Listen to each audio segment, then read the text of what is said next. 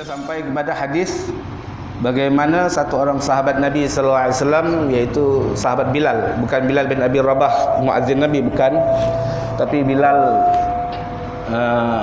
yang lain, Bilal ibn al-Harith nama dia, yang mana saat itu kota Madinah Al-Munawwarah sedang tertimpa bala, sedang tertimpa musibah, iaitu pacaklik atau bahasa Arabnya panggil al-qahtu. Maka Bilal telah datang menziarahi pusara Nabi sallallahu alaihi wasallam, dan beliau berkata-kata di hadapan makam Nabi seraya beliau menangis, dan beliau meletakkan muka beliau di atas tanah makam Nabi. Sebab zaman tu makam Nabi belum macam zaman sekarang. Zaman tu tanah kubur masih macam kubur-kubur kita sekarang ni. Jadi dia letakkan muka dia di atas tanah kubur Nabi SAW sambil meraung, sambil menangis, dan dia berkata, "Ya Rasulullah, istasqi li ummatik, mintakan hujan untuk umatmu. Fa innahum qad huliku, kerana sesungguhnya mereka hampir binasa." Balik daripada ziarah makam Nabi SAW, malam itu juga tak tunggu lama dia langsung bermimpi Nabi SAW. Dan Nabi bersabda, "Ya Bilal, i'ti Umar." Wahai Bilal, datangi Umar. Kenapa suruh datang pada Umar? Karena saat itu Umar yang menjadi Amirul Mukminin, raja atau pemimpin umat Islam pada saat itu. Dan kata Nabi SAW, sampaikan kepada Umar, al-kaisul kais, buat yang bijak, buat yang bijak, buat yang pandai, buat yang pandai, maksudnya gitu. Dan bagi tahu, kata Umar, kata Rasulullah SAW, bagi tahu ke Umar, fa innahum yumtarun, mereka akan diberikan hujan tak lama lagi, kata Rasulullah SAW dalam mimpi itu. Ini dicatat di dalam sejarah. Besoknya Bilal Ibn al-Harith mendatangi Amirul Mukminin dan menyampaikan kabar gembira, walaupun hanya berbentuk mimpi. Tapi hari ini kalau kita dengar kat media sosial khususnya lah, kalau kita baca, bila ada orang kata ra'aitun Nabi, fulan wa fulan ra'an Nabi SAW, dia telah bermimpi Nabi, akan ada mulut-mulut celupar, tangan-tangan jahil buat komen, mimpi, puak-puak mimpi dia dengan dalil. Padahal ini dalam kitab hadis disebut sahabat bila mimpi Nabi SAW langsung jumpa pemimpin tertinggi umat Islam. Bukan cerita warung kopi, bukan upload dalam Facebook, langsung jumpa pemimpin tertinggi. Kita nak jumpa pemimpin tertinggi ni kalau setakat urusan-urusan macam contoh Agus setakat nak minta install tambahan roti john, tak payah jumpa pemimpin tertinggi dah, jumpa YB pun cukup. Betul tak kan? Kalau nak jumpa pemimpin tertinggi, nak jumpa Sultan Agong, nak jumpa PM, itu tentulah benda yang besar, benda yang penting, benda yang membawakan makna. Kalau setakat cerita kedai kopi, nak buat apa kau pergi jumpa Amirul Mukminin? Tapi ini akidah para sahabat, ini kefahaman para sahabat. Mereka menanggapi mimpi Rasulullah itu suatu benda yang agung, yang azim. Ulama-ulama kita pun seperti itu juga. So banyak kitab-kitab yang dikarang oleh ulama tentang Majmu'atul Mara'i, kumpulan-kumpulan mimpi Nabi sallallahu alaihi wasallam.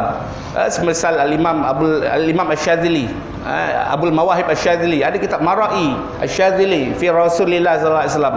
Bahkan saya juga ada simpan dalam PDF saya banyak kumpulan-kumpulan mimpi ulama-ulama terkemuka. Di antara mereka ada yang mufassir, muhaddis, fuqaha yang menghimpunkan mimpi-mimpi mereka terhadap baginda Rasulullah sallallahu alaihi wasallam. Kerana apa? Kerana iktidaan bis sahabah radhiyallahu anhum ajma'in, mengikuti kepada sahabat radhiyallahu anhum ajma'in. Maka Bilal bagi tahu kepada Sayyidina Umar berita gembira tersebut.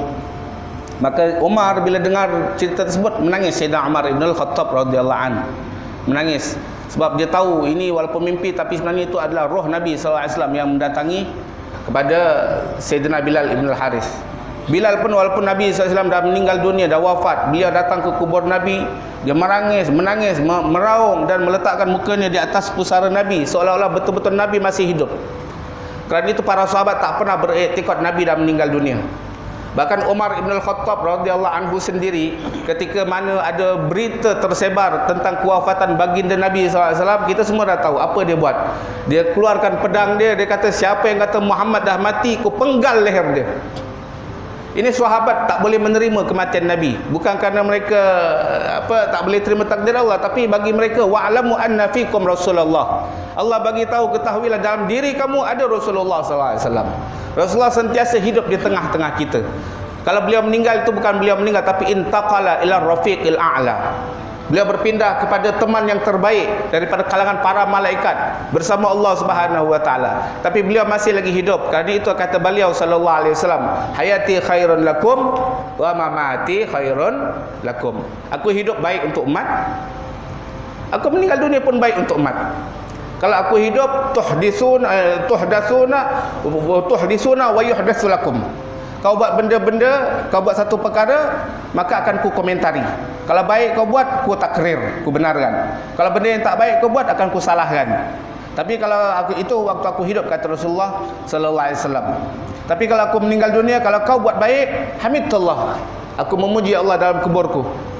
Tapi kalau kamu berbuat benda yang tak baik, istighfartu rabbi, aku akan mintakan ampun untuk kamu terhadap Allah Subhanahu wa taala. Mana dalil Quran, mana dalil hadis yang bagi tahu doa Nabi tidak Allah terima setelah beliau wafat? Tak ada satu nas yang mengatakan doa Nabi tertolak setelah beliau meninggal dunia. Tidak ada satu keterangan pun yang mengatakan derajat Nabi berkurang setelah beliau meninggal dunia. Bahkan yang kita faham bahawasanya Nabi SAW walaupun dah meninggal dunia, setiap detik yang berlalu daripada kemangkatan baginda Nabi sehingga ke hari ini adalah rif'atun fi darajatihil aliyah, adalah peningkatan terus kepada derajat Nabi Muhammad SAW. Hari ini derajat Nabi lebih mulia daripada derajat beliau ketika beliau wafat, jauh lebih hebat pada saat ini. Kenapa? Kerana semenjak beliau wafat sampai hari ini, kam wa kam minal musallin alaih wa kam minaz zairina lahu wa kam minal musallimina alaih. Bahawa banyak orang baca selawat untuk Nabi, bahawa banyak orang ucap salam kepada baginda Rasulullah SAW. Walaupun kita tak boleh sebut Nabi ambil manfaat daripada selawat kita, betul. Tapi kalau kita nak cerita fakta, nak cerita ilmiah di majlis-majlis ilmu, kita kena terangkan Nabi SAW memperolehi manfaat daripada selawat yang kita baca. Tapi kita tak boleh anggap dengan diri kita. Kita tak boleh cakap secara asal-asal cakap Nabi juga ambil manfaat daripada selawat kita. Itu kurang ajar. Kurang ajar kepada Rasulullah SAW. Kalau nak cerita sekadar berbicara sahaja, kalau nak cerita sekadar bercakap-cakap sahaja, kita kena cakap innallaha wa malaikatahu yusholluna 'alan nabi. Sesungguhnya Allah dan malaikat dah berselawat kepada Nabi. Ibarat air dalam cawan, dah diletakkan air di dalam cawan, penuh air tersebut. Ya ayyuhallazina amanu sallu alaihi wa sallimu taslima. Wahai orang yang beriman, selawatlah kamu kepada Nabi dan ucapkanlah salam kepada baginda Nabi. Maksudnya apa? Kita orang yang beriman, kita umat Rasulullah, bila baca selawat seolah-olah kita menuangkan air di dalam gelas yang memang dah penuh dengan air datang daripada Allah dan malaikat. Nabi SAW ibarat cawan, Allah dan malaikat tuangkan air berselawat, ini dah cukup penuh cawan tersebut. Satu selawat Allah tak boleh dibandingkan dengan selawat makhluk semesta alam. Tak akan mampu satu selawat Allah. Bahkan satu selawat malaikat pun tak mampu kita nak bandingin dengan sejuta selawat yang kita baca. Kita baca selawat main-main. Kita baca selawat kadang-kadang tak hadir hati. Kita baca selawat, mulut baca selawat, tapi hati perbuatan kita menentang sunnah Nabi SAW. Berbeza dengan selawatnya para malaikat. Nabi dah penuh. Bila kita baca selawat kepada Nabi, seolah kita tuang dalam air cawan yang dah penuh. Apa yang terjadi? Yang akan terjadi, melimpah ruah air tersebut. Kata orang Indo, meluber.